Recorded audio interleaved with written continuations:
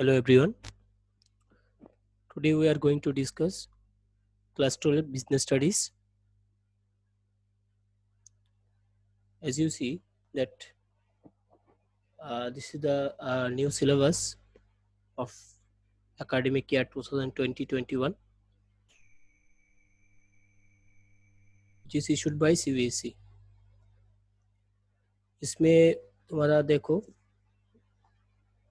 ये जो business studies का सिलेबस है ये एज इट इज सेम है प्रीवियस ईयर की तरह, कोई चेंज नहीं हुआ है, कोई डिडक्शन नहीं हुआ है, कोई भी चैप्टर डिडक्ट नहीं हुआ है. सो इसमें तुम्हें 80 मार्क्स का थ्योरी देना पड़ेगा और 20 मार्क्स का प्रोजेक्ट होगा जो स्कूल इंडिविजुअली लेगा. सो देखो इसमें 2 यूनिट है, part A and part B. Part A से तुम्हारा टोटल मार्क्स रहेगा 50 एंड पार्ट बी से तुम्हारा टोटल मार्क्स रहेगा 30. टोटल हो गया 80 and 20 marks your project. You have to submit one project. Remember my word, one project. You have to submit one project. पहले 2 project था, 2018-19 में था, इससे पिछले साल भी एक प्रोजेक्ट ही दिया सब स्टूडेंट ने. सो पार्ट ए हम लोग पहले शुरू करेंगे.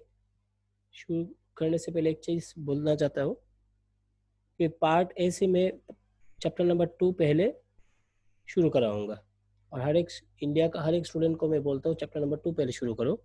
बिकॉज चैप्टर नंबर 2, 3, 4, 5, 6, 7, 8 ये जो चैप्टर है ये चैप्टर नंबर 1 का समरी है. तो अगर तुम चैप्टर नंबर 1 पहले ले लोगे तो ये तुम लोगों को कुछ समझ में नहीं आएगा, ऑलमोस्ट 40% भी समझ में नहीं आएगा. सो इसके लिए मैं पहले चैप्टर नंबर 2 से शुरू करता हूँ. 3, 4, 5, 6, 7, 8 होने के बाद चैप्टर नंबर 1 पे जाऊँगा. उस समय तुम्हारा 1.5 आवर होने से ही हो जाएगा फुल चैप्टर. तो याद रखो ये चीज़. चैप्टर नंबर 2 से मैं शुरू करता हूँ, वो है प्रिंसिपल्स ऑफ मैनेजमेंट.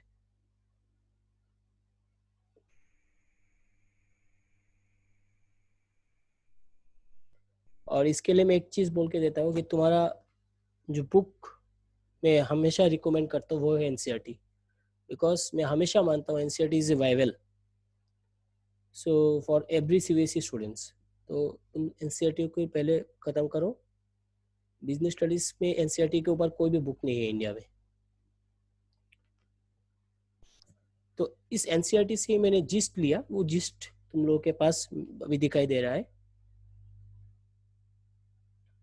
ये है chapter number 2 principles of management. ये मेरा फर्स्ट क्लास है इसलिए तुम लोग पहले समझो. Any kind of query comment box में कमेंट कर देना, उसका आंसर मिल जाएगा. फर्स्ट जो है प्रिंसिपल्स ऑफ मैनेजमेंट, इसमें से तुम लोगों को 2 चीज जानना पड़ेगा. गाइडलाइंस फॉर मैनेजमेंट, इसमें हेनरी फेयल है और एफडब्ल्यू टेलर है. हेनरी फेयल कौन है? हेनरी फेयल है फादर ऑफ जनरल मैनेजमेंट और एफडब्ल्यू टेलर है फादर ऑफ साइंटिफिक मैनेजमेंट. तो हम लोग एफडब्ल्यू टेलर को बाद में करेंगे, पहले हेनरी फेयल को खत्म कर लेते हैं, उसका जो टॉपिक है वो खत्म कर लेते हैं. इसके बाद हम लोग एफडब्ल्यू टेलर में जो साइंटिफिक मैनेजमेंट है उसको समझेंगे. हेनरी फेयल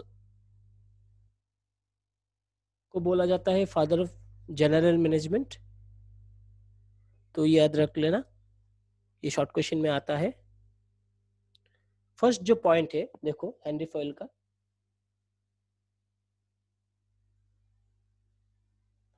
हेनरी फेयल का फर्स्ट पॉइंट है division of work.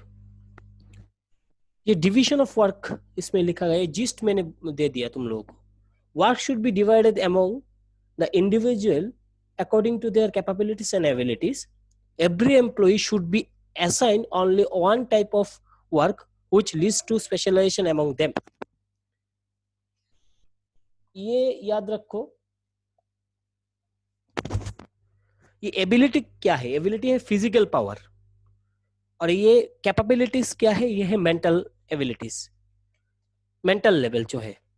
Physical power यानी जो तुम्हारा फिजिकली तुम जो काम कर सकते हो, और कैपेबिलिटी यानी मेंटली।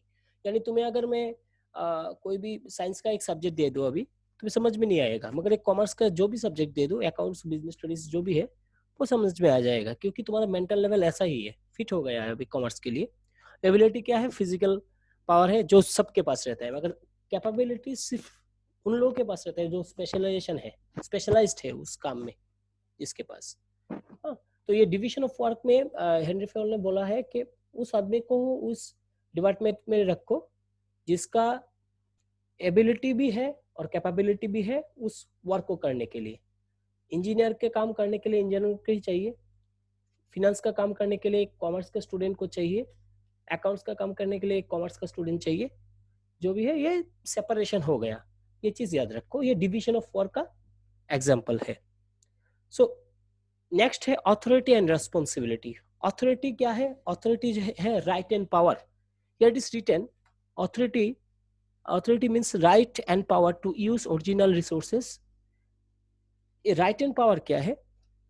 देखो, अभी मेरे पास ऑथोरिटी है तुम लोगों को समझाने का, अभी तुम लोगों का रेस्पॉन्सिबिलिटी है वो अच्छी तरह से समझना। ये चीज याद रखो, ऑथोरिटी कोई भी स्कूल का कोई भी प्रिंसिपल डिसाइड करता है, प्रिंसिपल के पास वो अथॉरिटी रहता है, और रेस्पॉन्सिबिलिटी हर एक टीचर को लेना पड़ता है उस वर्क को करने के लिए जो प्रिंसिपल बोलते हैं स्कूल में। तो कोई भी ऑर्गेनाइजेशन में भी सेम, जो बॉस रहता है वो अथॉरिटी देता है, और रेस्पॉन्सिबिलिटी हर एक एम्प्लॉय को लेना पड़ता है। ये ऑर्गेनाइजेशनल ऑब्लिगेशन ऑब्लिक ड्यूटी है। Responsibility is an obligation of duty, obligation oblique duty to do a particular task. अगर हम लोग का होमवर्क रहता है, कोई भी टीचर ने कुछ होमवर्क रहा, तो वो होमवर्क हम लोग के लिए रेस्पॉन्सिबिलिटी है ये अच्छी तरह से करना। Every organisation must balance that authority and responsibility, ये चीज याद रखो। जो जो आदमी लोग काम नहीं करते हैं ठीक तरीके से ऑर्गेनाइजेशन में, उसके पास ऑथोरिटी रहता है मगर रेस्पॉन्सिबिलिटी उसके पास इतना नहीं रहता है, तो क्योंकि काम नहीं कर रहा है, वो रेस्पॉन्सिबल नहीं है। तो ये याद रखना, ऑथोरिटी एंड रेस्पॉन्सिबिलिटी बोल रहा हूँ। Official authority is equal to office, personal authority is equal to your locality. Personal होती है, ऑफिशियल में जब जाओगे ऑफिशियल अथॉरिटी आएगा, पर्सनली जब अथॉरिटी के बारे में बोलोगे वो तुम्हारा लोकेलिटी का जो है वो है। नेक्स्ट है डिसिप्लिन। डिसिप्लिन क्या है? ये actually all rules and regulation जो है उसको रेस्पेक्ट करना है। इसका मतलब है respect all rules and regulation of your organisation. Respect all rules and regulation of your organisation. Example क्या है? जैसे कि स्कूल टाइम में तुम लोग जाते हो स्कूल में जाने के बाद क्या है, देखो ये रूल्स एंड रेगुलेशन ठीक है। स्कूल शुरू होते हैं, किसी किसी स्कूल 8 बजे शुरू होता है सुबह, और किसी किसी स्कूल 10 बजे शुरू होता है। तो 8 बजे जब शुरू होगा, तुम लोग जानते हो ये डिसिप्लिन है, स्कूल का मेंटेन करना पड़ेगा, वो डिसिप्लिन में ही जाना पड़ेगा। स्कूल यूनिफॉर्म में प्रॉपर शू लगा के स्कूल का जो रूल्स एंड रेगुलेशन है उसको मेंटेन करना पड़ेगा। This is called N rules and regulation. वो डिसिप्लिन हर एक ऑर्गेनाइजेशन में, अगर मैं ऑर्गेनाइजेशन के बारे में अगर बोलूंगा, तो हर एक ऑर्गेनाइजेशन को वो रूल्स एंड रेगुलेशन मेंटेन करना पड़ेगा, हर एक वर्कर को ये मेंटेन करना पड़ेगा। फेवल क्या बोल रहा है कि good superior at all level में इसको मेंटेन करना पड़ेगा। क्लियर एंड फेयर एग्रीमेंट होना चाहिए इस डिसिप्लिन के अंदर। Good superior at all level होना चाहिए, क्लियर एंड फेयर एग्रीमेंट होना चाहिए। जुडिशियल एप्लीकेशन ऑफ पेनल्टीज, यानी फेयर एप्लीकेशन होना चाहिए हर एक डिपार्टमेंट के अंदर। This is called N discipline. Next जो पॉइंट है वो है unity of command. Unity of command क्या है? यूनिटी का मतलब पहले समझो। यूनिटी है सिंगल, और कमांड क्या है? कमांड है ऑर्डर, यानी सिंगल ऑर्डर के बारे में ये पॉइंट बोल रहा है। सिंगल ऑर्डर कैसे आएगा? अगर कोई भी एक वर्क करने के लिए अगर एक बॉस रहेगा, वही बॉस वो ऑर्डर दे रहा है, this is called single order.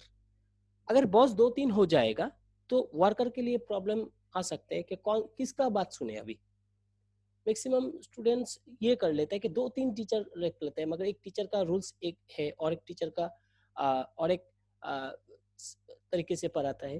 अगर तुम लोग अगर दुविधा में पड़ जाते हो तो ये प्रॉब्लम होगा तुम लोगों को ही। तो इस सेम तरीके से एक group work, one group one head होना चाहिए यूनिटी ऑफ कमांड के अंदर। यानी सिंगल यूनिटी का मतलब है सिंगल और कमांड का मतलब है ऑर्डर। तो सिंगल ऑर्डर मेंटेन करना पड़ेगा, one superior order to their employees. This is the main rules of that point. Next है unity of direction. Unity of direction में क्या है, देखो unity of direction, unity of direction है this is the extension of unity of command. Extension का मतलब क्या है, कुछ एक्स्ट्रा यूनिटी ऑफ कमांड को लेके चलना पड़ेगा, इसके साथ कुछ एक्स्ट्रा भी हम लोग को जानना पड़ेगा इसमें, इस पॉइंट में। एक्स्ट्रा क्या है, देखो one group one plan and one head. पहले था क्या, वन ग्रुप वन हेड, इसके साथ अभी ऐड हुआ है वन प्लान। यानी एक प्लान को लेके चलना पड़ेगा, ग्रुप एक ही होगा, प्लान एक ही होगा, उस प्लान के ऊपर काम करेगा पूरे ग्रुप, और उस ग्रुप को लीड करेगा एक हेड यानी एक बॉस। तो ये बोल रहा है कि unity of direction means direction एक जगह से ही जाएगा सारे मेंबर को, जो वर्कर है, जो ग्रुप में जो एम्प्लॉय है उन लोगों को। At one point of time one group can do one work in one single plan. This is the main theme of that point. Next है देखो 6 number, subordination of individual interest over general interest. इसका मतलब क्या है, पहले individual interest को जानना पड़ेगा तुम्हें। The purpose which employ has join the organisation, this is called an individual interest. जैसे कि सैलरी हो गया, सैलरी अगर हाइक होगा, सैलरी अगर थोड़ा सा बढ़ जाएगा, ऑब्वियसली उसका मोटिवेशन चला आएगा उस इंडिविजुअल वर्कर को। तो सैलरी हाइक करना सभी वर्कर चाहता है, सैलरी में हाइक करना और प्रमोशन लेना सभी वर्कर चाहता है, वो है इंडिविजुअल इंटरेस्ट। मगर जनरल इंटरेस्ट क्या है, अगर पूरे ऑर्गेनाइजेशन का अगर भला हुआ तो ऑब्वियसली पूरा ऑर्गेनाइजेशन के भला होगा, तो ऑब्वियसली सब वर्कर को ही भला होगा। तो जनरल इंटरेस्ट क्या होगा, सभी ऑर्गेनाइजेशन के बारे में अगर सोचेंगे वो है जनरल इंटरेस्ट। अगर मैं सिर्फ इंडिविजुअल इंटरेस्ट के बारे में सोचूंगा, अगर जनरल इंटरेस्ट के बारे में नहीं सोचूंगा, तो मेरा क्या ऑर्गेनाइजेशन का क्या प्रॉब्लम होगा, ऑर्गेनाइजेशन बढ़ेगा नहीं, वो प्रॉफिट नहीं, उसको प्रॉफिट ज्यादा नहीं मिलेगा इन नियर फ्यूचर में। इसके लिए इंडिविजुअल इंटरेस्ट को छोड़ के जनरल इंटरेस्ट के ऊपर हम लोग को ध्यान देना है। जैसे कि ऑर्गेनाइजेशन का प्रॉफिट बढ़े, उस प्रॉफिट से हम लोगों को ऑर्गेनाइजेशन जब देगा, वो हम लोगों के लिए इंडिविजुअल इंटरेस्ट भी फुलफिल हो जाएगा। ऑब्वियसली प्रॉफिट बढ़ेगा ऑर्गेनाइजेशन का, अगर प्रॉफिट 1 करोड़ से 2 करोड़ होता है तो उस 2 करोड़ से कुछ पैसा तो हम लोगों को मिलेगा ही, क्योंकि हम लोग ने उसके ऊपर एफर्ट दिया है पूरे साल। तो सबऑर्डिनेशन ये याद रखना, जो है subordination of individual interest over general interest. Next है देखो remuneration of personal. Remuneration of personal, इसका मतलब है whatever the employ is getting from the employer is called an remuneration. Remuneration का मतलब है whatever the employ is getting from that employer. It can be monetary, it can be non monetary. Monetary का मतलब क्या है, अगर employer, अगर तुम्हारा ऑर्गेनाइजेशन कुछ पैसा तुम्हें दे देता है, जैसे कि बोनस हो गया, पूजा के टाइम पे तुम लोगों को बोनस मिल रहा है, अगर दिवाली टाइम के तुम कोई भी एम्प्लॉयर को एक बोनस मिल रहा है, वो है उस समय इसको बोलेंगे रेम्यूनरेशन। ये है तुम्हारा मॉनेटरी टर्म्स, ये रेम्यूनरेशन जो है वो मॉनेटरी टर्म्स। और नॉन मॉनेटरी का मतलब क्या है, अगर ऑर्गेनाइजेशन तुम्हें एक कार दे देता है, एक हाउस गिफ्ट करता है, वो है नॉन मॉनेटरी टर्म, जिसके अंदर पैसा इन्वॉल्व नहीं है। तो मॉनेटरी टर्म्स भी हो सकते हैं, नॉन मॉनेटरी टर्म्स भी हो सकते हैं, मगर ऑर्गेनाइजेशन को ये मेंटेन करना पड़ेगा कोई भी एम्प्लॉय को मोटिवेट करने के लिए। तो remuneration of personal is very important. Next जो है सेंट्रलाइजेशन एंड डिसेंट्रलाइजेशन। सेंट्रलाइजेशन का मतलब क्या है, centralisation means decision making power are in the hand of top level management. इसका मतलब है डिसीजन मेकिंग पावर सिर्फ टॉप लेवल मैनेजमेंट के पास ही रहेगा, वो है सेंट्रलाइजेशन। एंड डिसेंट्रलाइजेशन का मतलब क्या है? Decentralisation of decision making power spread into the various level of management. Various level management पे डिसेंट्रलाइजेशन होता है। सेंट्रलाइजेशन में सिर्फ बॉस जो है डिसीजन मेकिंग पावर सिर्फ उस टॉप लेवल मैनेजमेंट के पास ही रहेगा। डिसेंट्रलाइजेशन में वेरियस लेवल में जो हेड है उसके पास भी रहेगा। अभी सेंट्रलाइजेशन कब डिसेंट्रलाइजेशन में कोई भी ऑर्गेनाइजेशन जाता है, ऑर्गेनाइजेशन अगर धीरे धीरे उसका प्रॉफिट इंक्रीज होता है, धीरे धीरे उसका ब्रांच बढ़ता है, उस समय वो सेंट्रलाइजेशन से डिसेंट्रलाइजेशन में जाता है। मगर जब वो ऑर्गेनाइजेशन छोटा ऑर्गेनाइजेशन होगा, यानी उसका कैपिटल इतना ह्यूज नहीं है, उस समय उसको हम लोग डिसेंट्रलाइजेशन नहीं कर सकते। डिसेंट्रलाइजेशन तभी कर सकते हैं जब उस ऑर्गेनाइजेशन के पास ज्यादा पैसा आएगा और उसका ब्रांच बढ़ेगा। इसके बाद क्या है? Principles of order. देखो ये जो पॉइंट है प्रिंसिपल्स ऑफ ऑर्डर, ये किसको लेके बात कर रहे हैं? प्रिंसिपल ऑर्डर ये दो चीज को लेके बात करता है। ये है क्या है? मटेरियल ऑर्डर और एक है सोशल ऑर्डर। इसमें लिखा है देखो, अकॉर्डिंग टू द प्रिंसिपल्स, थोड़ा सा हाँ, according to the principle there should be a material order as well as social order in the organization. Material order means right place for everything and everything on its right place. Social order implies right place for every person and every person in the right place. Material order का एक example देता हूँ। कोई भी तुम लोगों का school में देखना, साइंस जब लाइब्रेरी में जाओगे, साइंस का अलग एक स्टैक रहता है, कॉमर्स का रहता है अलग, और ह्यूमैनिटीज का अलग रहता है। किस लिए रहता है? बिकॉज तुम लोग का जब कॉमर्स का स्टूडेंट जाएगा, वो उसे पहले से मालूम है कि उस जगह में मेरा कॉमर्स का बुक रहेगा। तो इसके लिए जो लाइब्रेरियन है उसको भी फायदा है कि उस जगह से ले रहा है, यानी कॉमर्स का बुक ले रहा है, उस स्टूडेंट को आइडेंटिफाई कर सकता है। ये याद रखना, प्रिंसिपल ऑर्डर का एक एग्जांपल है, मटेरियल ऑर्डर है तो। और सोशल ऑर्डर यानी right place from, social order का मतलब क्या लिखा है इसमें देखो, implies right place for every person and every person on right place. Right place यानी तुम जो आदमी एक काम के लिए महारथी है, उस आदमी को उस काम के लिए सिर्फ रखो, ना कि फॉर एग्जांपल एक अकाउंटेंट के लिए तो एक कॉमर्स का बंदा अच्छा रहेगा।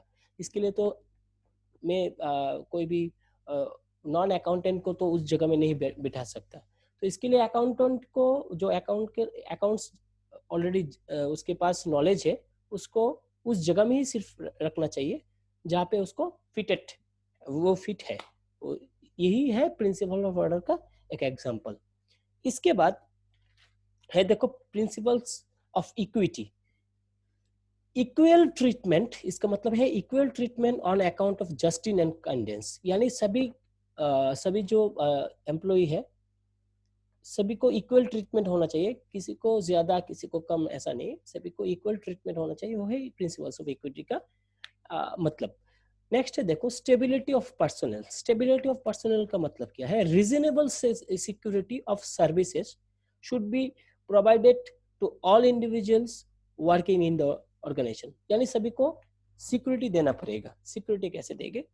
कोई भी ऑर्गेनाइजेशन है जो बार बार कोई भी एक पोस्ट के लिए चेंज कर रहा है, सभी पोस्ट के लिए वो बार बार चेंज करता है, उसको इसमें फिट नहीं रहता है, तो इसमें क्या होगा? इसमें कोई भी ऑर्गेनाइजेशन का कोई भी जो वर्कर है, वो उसका मोटिवेशन नहीं मिलेगा काम करने के लिए, वो थोड़ा सा चिंता करेगा। अगर मैं फिट नहीं हूँ, मैं फिट नहीं रहूंगा, अगर अचानक से मेरा नौकरी चला गया तो मैं किस लिए इसमें उस ऑर्गेनाइजेशन में जाऊँ? तो नहीं जाएगा, अच्छा बंदा नहीं जाएगा उसमें। तो स्टेबिलिटी ऑफ पर्सनल में ही रहना चाहिए। कोई भी एक वर्कर को थोड़ा सा समय देना चाहिए उस वर्क को करने के लिए। स्टेबिलिटी ऑफ पर्सनल का मतलब यही है। नेक्स्ट है the principles of initiative. Principles of initiative क्या है? Individual should be motivated to take initiative instead of waiting for instruction. Instruction के लिए सिर्फ वेट मत करो, तुम्हें खुद भी इनिशिएटिव लेना चाहिए। अगर खुद इनिशिएटिव नहीं लेते हो, सिर्फ बॉस के लिए वेट करते हो, तो तुम्हारा समय चला जाएगा, ऑर्गेनाइजेशन का समय चला जाएगा, तुम्हारा भी तुम्हें भी कुछ इनोवेटिव काम करना है। तो वही है, उस वर्क के दौरान उस वर्क को मद्देनजर रखते हुए, ऐसा नहीं कि वर्क के बाहर होके, ठीक है, ये इनिशिएटिव याद रख लेना। Principle of initiative means individual should be motivated to take initiative instead of waiting for instruction. Instruction किससे? बॉस से। नेक्स्ट देखो, जो 2 पॉइंट है, esprit de corps and scalar chain, इससे एक गारंटेड क्वेश्चन रहता है बोर्ड में, याद रख लेना, 3/4 मार्क्स के लिए। Team spirit, Spirit de corps का मतलब है टीम स्पिरिट, अभी समझ ही रहे हो, जैसे कि तुम लोग प्रोजेक्ट जब करोगे उस समय टीम स्पिरिट चाहिए। टीचर तुम लोगों को बोलेगा कि एक प्रोजेक्ट करो, ग्रुप में करो, ग्रुप में करने से क्या है, टीम स्पिरिट चला आएगा। This is N Spirit de corps. ये एस्पिरिट द कॉर्प्स का एक एग्जांपल है। There must be a team spirit and coordination among the members working in the organization. Manager should replace I with we. याद रखना, I यानी ego के बारे में बोलता है, सब समझ। अगर मैं बोलूंगा, ये ईगो के बारे में बोलेगा। मैं को हटा के हम लोग अगर लेके आते हो, यानी वी लेके आते हो, तो तुम्हारे ऑर्गेनाइजेशन के लिए अच्छा है। ये टीम स्पिरिट के बारे में बोलता है। सो replace I with we. This is one of the motivational thing, and this is one of the main motto of Spirit the Corps. So while communication with the team members. Next, scalar chain. अच्छा, और एक चीज, Spirit the Corps group effort को लेके बात करता है, याद रख लेना, ऑर्गेनाइजेशनल ग्रुप एफर्ट को लेके। स्केलर चेन, स्केलर चेन क्या है? देखो, चेन यानी एक चेन सिस्टम के बारे में बोलते हैं। चेन मार्केटिंग के बारे में सभी स्टूडेंट्स ऑलमोस्ट नॉलेजेबल है, ऑलरेडी क्लास 11 में चेन मार्केटिंग के बारे में थोड़ा से पढ़े हुए। तो जो नहीं उसको समझ में आया वो अभी समझ लो। चेन यानी लाइक दिस, ये देखो, ए बी को बोलेगा कुछ बात, बी सी को बोलेगा, डी ई को बोलेगा, ई एफ को बोलेगा, जी को बोलेगा। यानी ए से बात शुरू हुआ है, B C D E F G से जी पे जाके खत्म हो रहा है। सेम तरीके से L M N O P Q से जाके खत्म हो रहा है, मगर बीच में ये क्या है ये बोल रहा हूं अभी। पहले देखो, ये समझ लो स्केलर चेन क्या है। Actually this is an unbroken chain of command ranging from top level management to the bottom level management. ये सीवीसी का एक इंपॉर्टेंट लाइन है जो तुम लोगों को याद रखना पड़ेगा। ये अनब्रोकन चेन है of command ranging from top level management to the bottom level management. अभी देखो, टॉप लेवल मैनेजमेंट में ए है, ए से बी, बी से सी, सी से डी, ये बॉटम लेवल मैनेजमेंट में जा रहा है। लास्ट में बॉटम लेवल में कौन है? जी है। जी से ऊपर क्या है? एफ। एफ थोड़ा सा टॉप है, एफ के ऊपर ई है, ऐसे ही है। ए टॉप लेवल मैनेजमेंट पे है, लाइक दिस। ओके, नाउ इसके बारे में बोल रहा हूँ। Formal line of authority between the individual working from top level management and quick communication between personnel working at the same level is possible, known as gang plan. ये gang plan क्या है? देखो, इसमें मैंने बोला है quick communication between personnel working at the same level is possible as known as gang plan. जैसे कि ये हो गया FNP में, देखो एक ब्रिज है।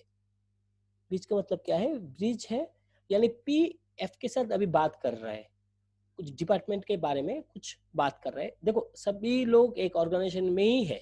अभी पी मैंने सोचो कि ये सेल्स डिपार्टमेंट में है और एफ अकाउंट्स डिपार्टमेंट में है।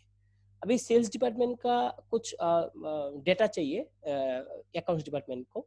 सो एफ क्या कर रहा है? अकाउंट डिपार्टमेंट से है, एफ पी को बोलेगा भाई तुम्हारा सेल्स का क्या टर्नओवर अभी क्या चल रहा है, अभी ये मुझे थोड़ा सा बताओ। तभी पी बोलेगा कि मुझे टॉप लेवल मैनेजमेंट ने बताया कि ये तुम्हें बताने के लिए यही ले लो, ये दे दिया, वो इंफॉर्मेशन दे दिया। वो ही है गैंग प्लान का मेन मकसद। गैंग प्लान में डिपार्टमेंट के साथ बात करता है, ये चीज याद रखो। ये हायरार्की सिस्टम जो है, हायरार्की सिस्टम यानी ए बी सी, छोटे से ग्राउंड लेवल से टॉप लेवल में जा रहा है। देखो, ये है हायरार्की सिस्टम। गैंग प्लान कब यूज होता है? इमरजेंसी केस में होता है, मगर एनसीईआरटी इसको इमरजेंसी केस बोल रहा है, मगर एक्चुअली इमरजेंसी केस नहीं है। ये डिपार्टमेंट अपने कोई भी एक डिपार्टमेंट के साथ बात कर सकता है, ये सीरियस केस सिचुएशन में काम आता है, इमरजेंसी नहीं है, सीरियस सिचुएशन में काम आता है, मगर हम लोग इसको इमरजेंसी सिचुएशन भी बोल सकते हैं बिकॉज एनसीईआरटी में ये चीज बताया गया। हाँ, ऑलरेडी मैंने खत्म कर दिया। अभी जो इम्पोर्टेंट बात है ये मैं तुम लोगों के साथ शेयर कर रहा हूँ, थोड़ा सा जूम आउट कर लेता हूँ, देखो और भी थोड़ा सा कर लेता हूँ। 140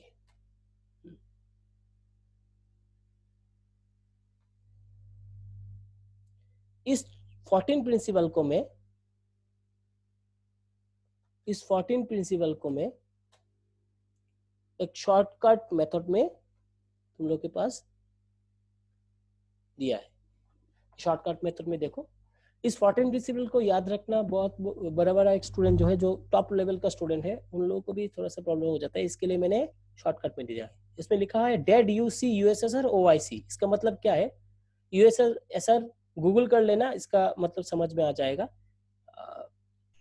और डेड यूसी यूएसएसआर, उसको डेड ने आंसर दिया ओआईसी। हाँ मैंने देखा। डेट डी से क्या है? Division of work. ऐसे क्या है? Authority and responsibility. डी से क्या है? डिसिप्लिन। यू से यूनिटी ऑफ कमांड। सी से सेंट्रलाइजेशन डिसेंट्रलाइजेशन। यू से unity of directions, ability of personal. Then S से सबऑर्डिनेशन ऑफ इंडिविजुअल इंटरेस्ट। सबको मैंने शॉर्ट फॉर्म में लिख के दिया। और एस से स्टेबिलिटी ऑफ पर्सनल। आर से रेम्यूनरेशन ऑफ पर्सनल। इसके बाद ओ से ऑर्डर ऑफ प्रिंसिपल। आई से इनिशिएटिव ऑफ प्रिंसिपल। एस से स्केलर चेन। ई से इक्विटी प्रिंसिपल। और इसे एस्पिरिट द कॉप्स। ये है तुम्हारा पूरा चैप्टर का पूरा टॉपिक का समरी। टॉपिक क्या था हम लोग का? टॉपिक था Henri Fayol's principles of general management. इससे क्वेश्चन आता ही है, 110% श्योर, पकड़ लेना। ये क्वेश्चन नहीं छूटे, इसके लिए मैंने ये तुम लोगों के साथ शेयर किया। इसको जितना हो सके शेयर करो अपने फ्रेंड के साथ, जिसमें सभी का फायदा है। ओके।